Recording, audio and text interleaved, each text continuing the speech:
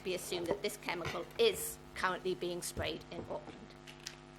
The second vital recommendation is that the operational review identified in this scoping document is intrinsically linked to the weed management policy and needs to be part of the policy review.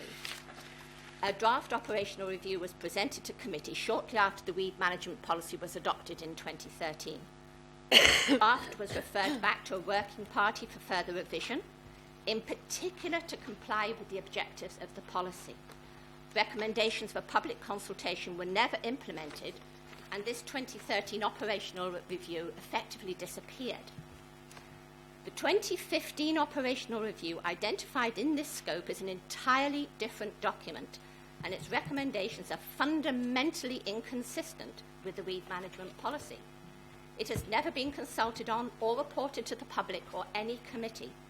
Therefore, it needs to be examined as well, and any implementation of current recommendations, like all roadside treatment should be by glyphosate, suspended until after the full policy review has been completed.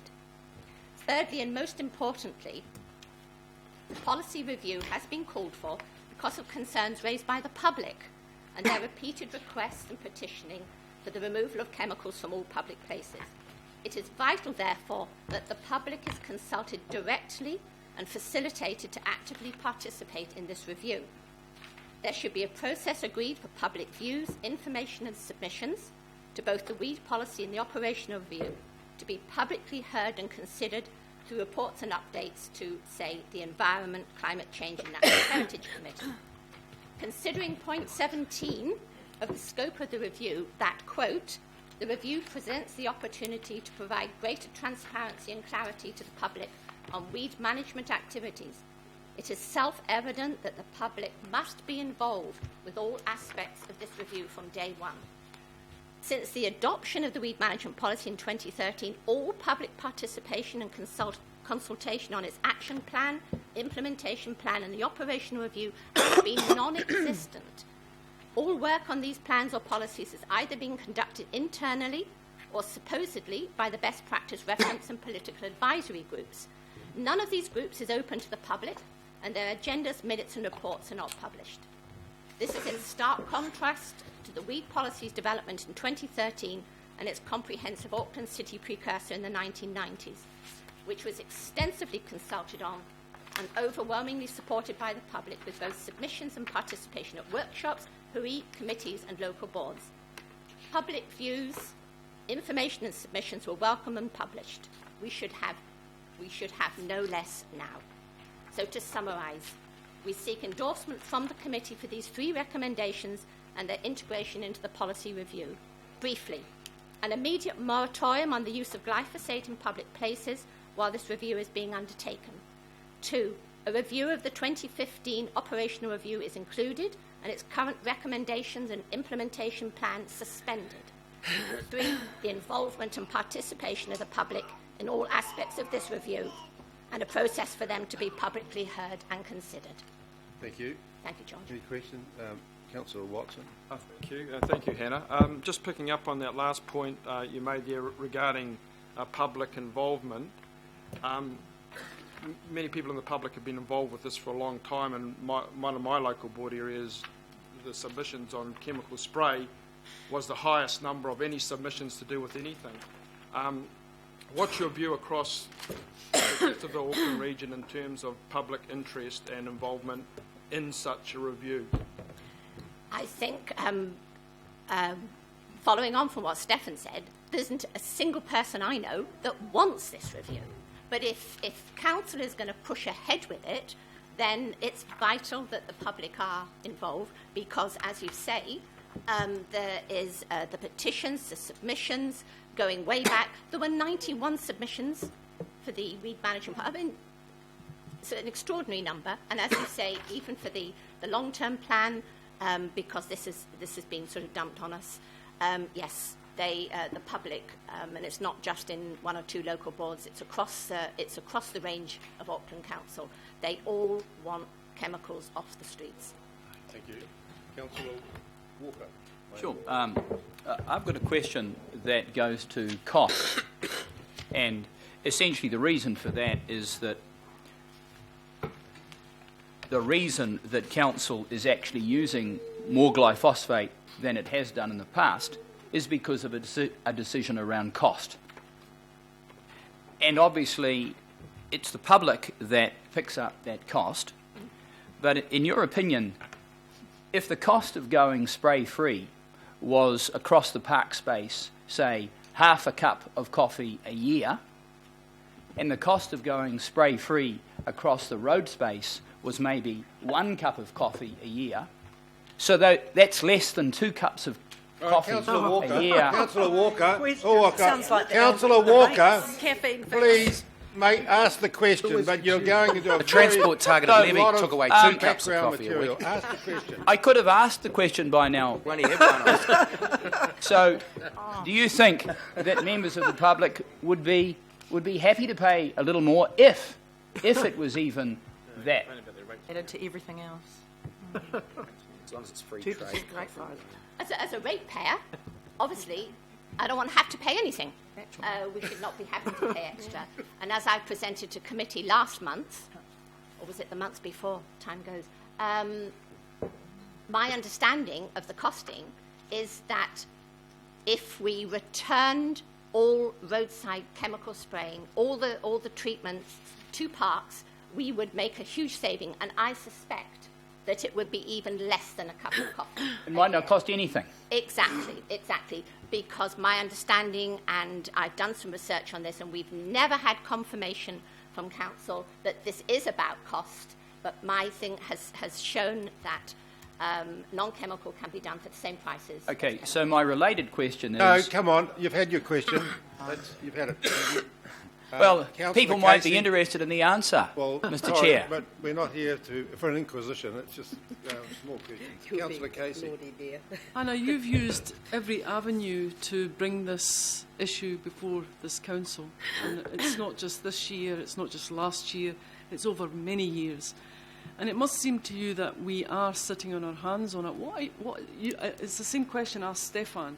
Of these recommendations that you have in this paper, which one is the most important? Is it the precautionary principle and the moratorium on the use of glyphosate? Yes, the moratorium on glyphosate is essential. Whether you guys go ahead with the review or not, because waiting another year for any decisions to be made, and then we know that there's going to be ongoing work from then onwards, it's going to take years to sort this out. So yes, a moratorium. But if the review goes ahead, it is vital that the public are involved, because of the people out there who have so much information which is not currently being considered and being brought before council. Things like costing. Thank you. Right, I'm going to move that. No, that's 3 questions, sorry. Okay. I'm going to move that we receive the presentation on the Happy to approval second. of the scope of the weed management policy review by Oh. Blackmore.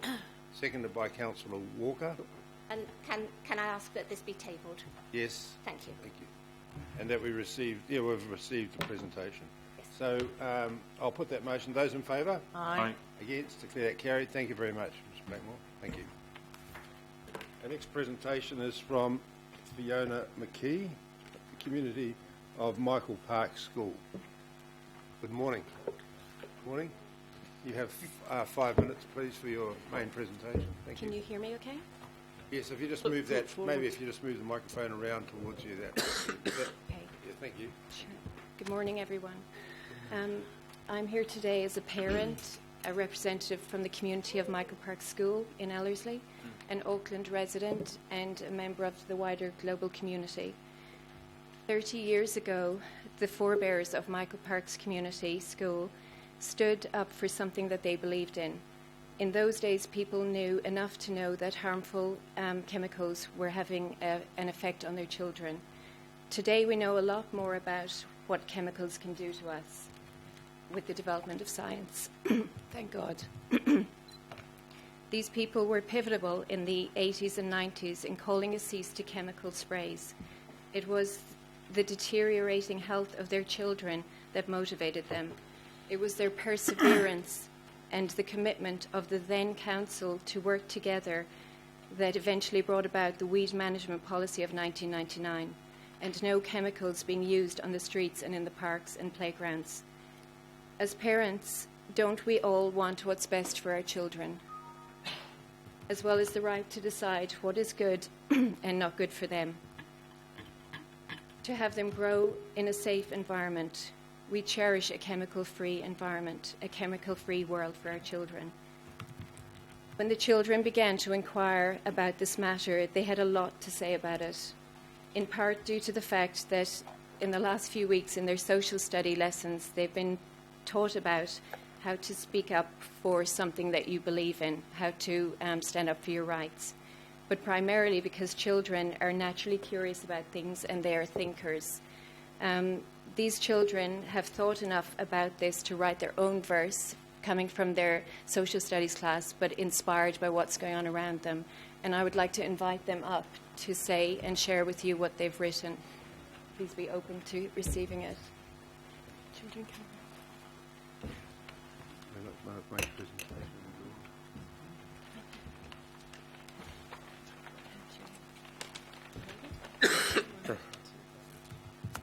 Two, 4, 6, 8. Please stop spraying us with glyphosate. It pollutes our waters. It ruins our air.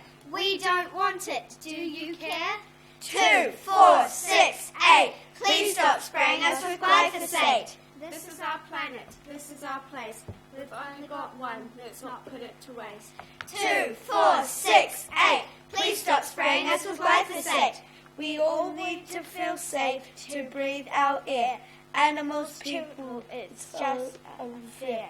2, 4, 6, 8. Please stop spraying us with glyphosate. You will be breathing it too. It will be everywhere, in the water and the ground. It will eventually surround us. 2, 4, 6, 8. Please stop spraying us with glyphosate. Well done.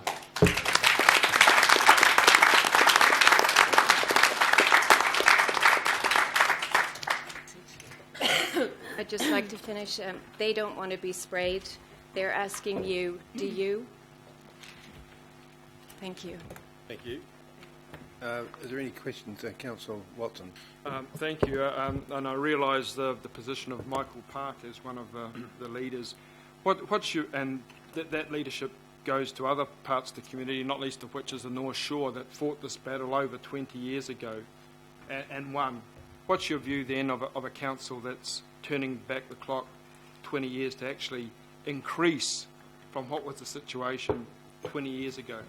I must say I'm disappointed because I come from Ireland, and when I moved to New Zealand, it was very resemblant of Ireland, and I was so I loved how they had the clean green name around the world, and just that I really felt that they were at the forefront with that, and they're admired worldwide. You're admired worldwide for that. Why do this? It's shooting yourselves in the foot. It's stepping back in time. It's not keeping up with today's events, and it's not really listening to science. Thank you. Other questions? Just, Councillor Darby. thank you. Fiona, you've heard Hannah Blackmore before you and Stefan Browning, the Green MP, talk about restrictions to the point of moratorium. Is it about also the proximity of the application to human beings, and particularly children? Because I'm also aware of some of the great work that Forest and Bird have done in my area on the North Shore. Tough Crate is a classic example, just impermeable just through weed infestation that cannot be hand weeded out. And they have used glyphosate and they have used other chemicals. I'm also a member of the Maunga Authority where we don't want to disturb the ground. The ground is very precious, a very fragile Question? cultural significance, etc. So is it about an absolute moratorium now, or is it about progressing to moratorium, and is there emphasis on the proximity to human beings? I just want to get a sense of that from you. Well, let me put it this way. I don't think I'm qualified to answer your question. I'm not an expert in any of those areas, but I won't have my children around it or our pets. And I would stop it now if it was me. Just from a moral and scientific point of view, from what I've read, I've seen enough to know that it's not something you want to be around. Okay. Sorry, I'm not really qualified to answer that's in clear any from more your perspective. Thank you. Chair, I'm happy to move, but can we add, can we include the children in that? Yes, that's one. Yep, okay. Happy to second. Seconded by Councillor Walker. Well, we thank you for coming in with the children this morning, Thank you. and we'll be talking. The item will come up after we've heard the local board presentation. Okay, thank you very much. Can I table what the children Yes, said and what I'll get the secretary to come around and pick it up. Okay, thanks very much, everyone. Louis, can you pick up the document, please? I'll put the motion. Don't put the motion. Mr. I'll